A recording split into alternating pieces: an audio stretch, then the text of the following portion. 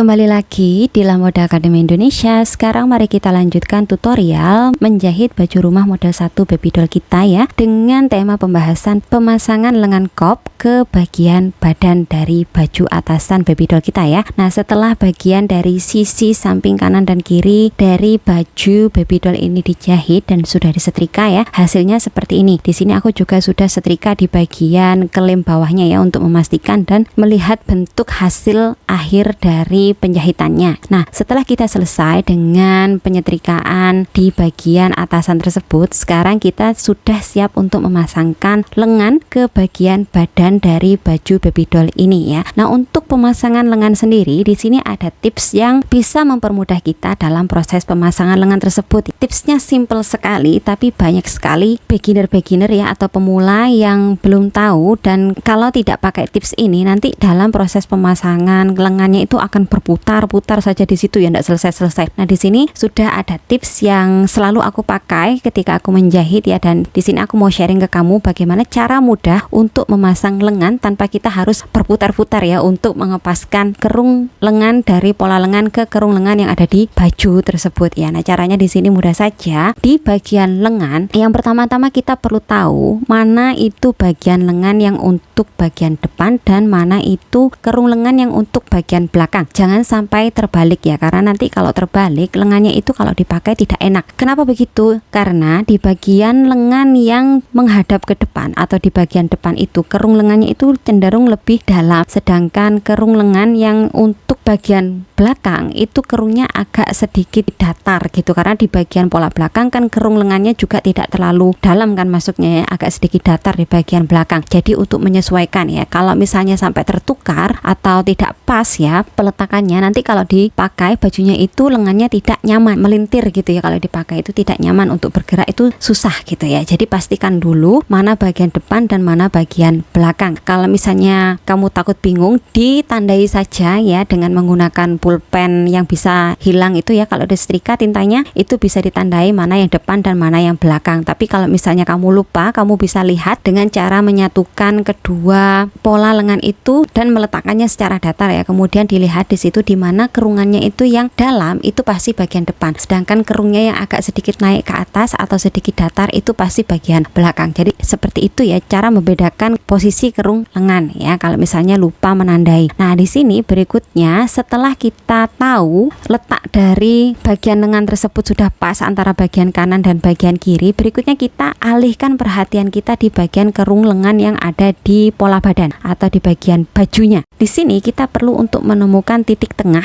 dari kerung lengan yang ada di baju tersebut. Ingat, di bagian pola depan kerung lengannya itu jauh lebih panjang dibandingkan dengan kerung lengan yang ada di pola belakang ya. Oleh karena itu di sini kita perlu untuk menentukan tengah-tengahnya dari kerung lengan dari pola depan yang sudah digabung dengan pola belakang tersebut. Caranya mudah ya, seperti yang sudah aku contohkan di video. Jadi kerung lengannya itu kita tarik secara datar bersama-sama gitu ya. Kemudian di situ kita akan temukan ujung dari tengah-tengah untuk kerung lengan yang ada di pola badan tersebut. Nah, kalau sudah ketemu, kita cekris di situ, kita tandai ya posisinya. Nanti kita akan pertemukan tanda cekrisan itu dengan tanda tengah-tengah yang ada di lengan ya, seperti itu. Jadi kita pertemukan terlebih dahulu di bagian pertengahannya ya dari lengan tersebut, lalu kita amankan dengan menggunakan jarum pentul terlebih dahulu seperti itu ya. Kemudian lanjut kita akan fokuskan perhatian kita untuk pemasangan dari sisi lengan dengan sisi jahitan yang ada di pola baju. Di sini agak sedikit tricky ya, untuk pemasangan sisi dari lengan ini tidak lurus dengan sisi jahitan yang ada di bagian sisi baju ya, melainkan kita akan majukan sedikit dari jahitan sisi lengan itu sekitar 1 cm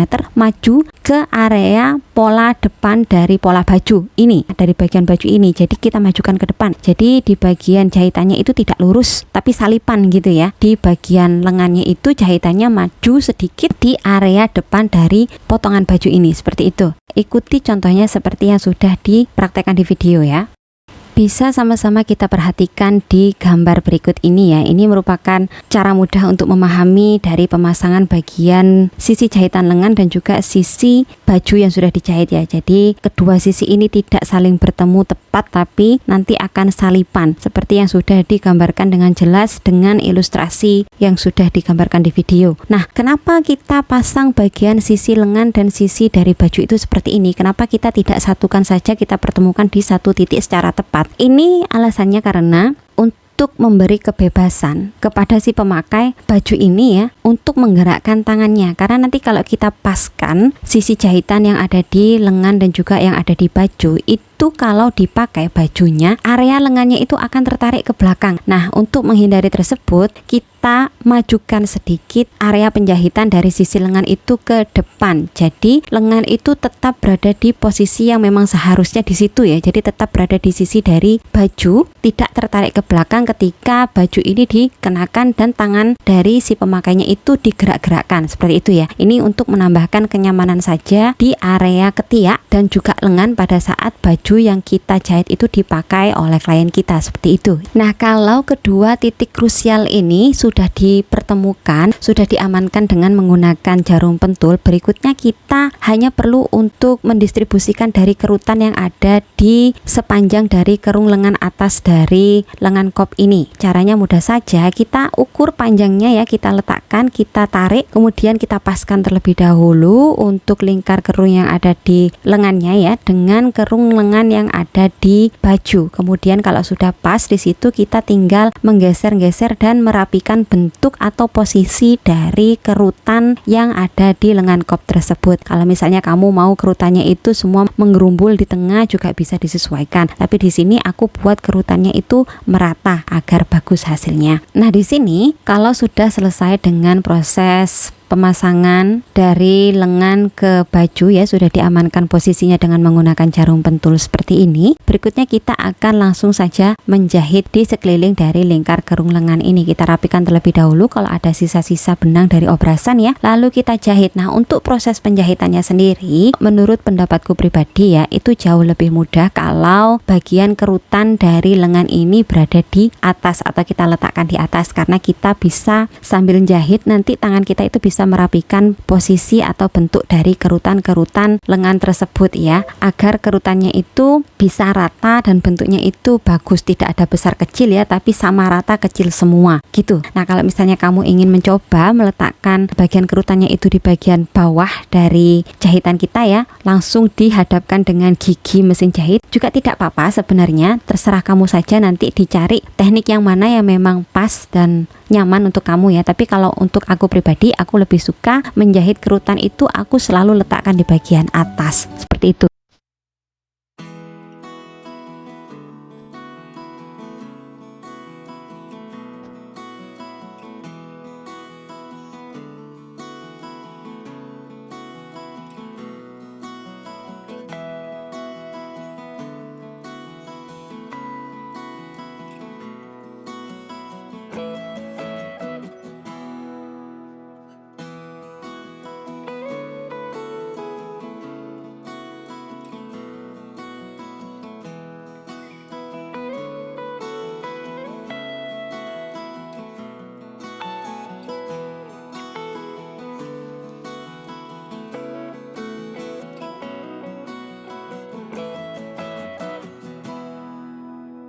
Nah, kalau sudah, langsung saja kita jahit di sekeliling dari lingkar kerung lengan baby doll kita ini.